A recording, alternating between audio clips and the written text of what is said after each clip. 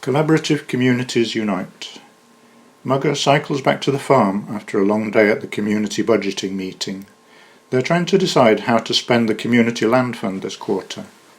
There's a split in the committee over whether to further invest in restoring the hillside forests so they can absorb the rains, while maintaining the existing flood defences.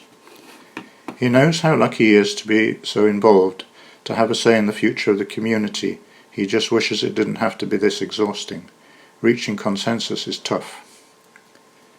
The cycle home is long, but he has time. There's something we have in abundance now.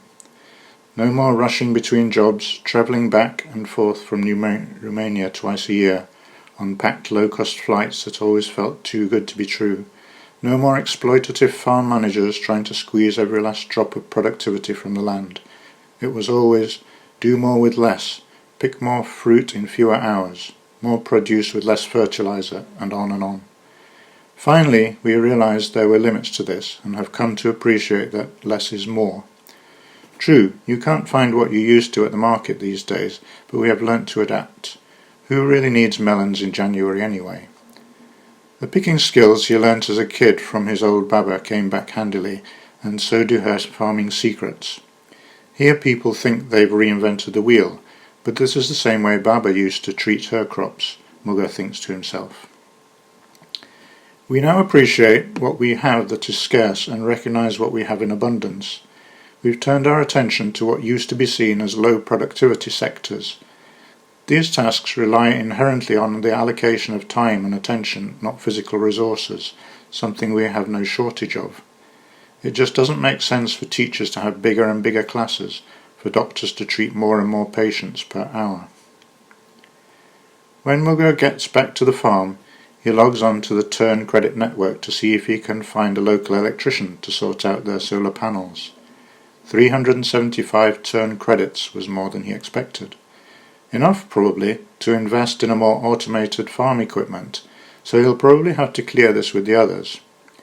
We're all landowners, farm managers, fruit pickers and retailers these days, and we've had to learn how to cooperate and work together without hierarchy.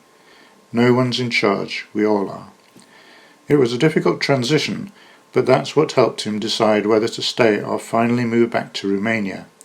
At first, it often felt like nothing was getting done, but we had to learn that maybe this is not such a bad thing. It started with the rise of the Turn network and the other local currencies. The pandemic of the early 2020s looked like it was going to crush small businesses, but finally there was a way to avoid bank loans and credit cards. We found that we could trade directly with one another without money in a trust-based democratic local economy. We all own and manage the network. First, we started to trade some of our produce for other services, but it wasn't long until you could decide whether to pay in pounds or turns in local shops. 1 turn equaled £1 sterling. But the value of turns that is generated on the farm and captured from the sun now stays in our community, cycling over and over again through the hands of local businesses. You don't see any big multinational chains on the high streets these days. Our co-ops join the Turn network by stating what products and services they need, what they're able to offer. It's no longer about making profit. As we trade, the network ensures that all the transactions balance each other out. We produce about half the food we need right here in the community. No community can be entirely self-sufficient. The rest we negotiate with neighbouring communities, as our Turn network is linked to others in a patchwork of local currencies.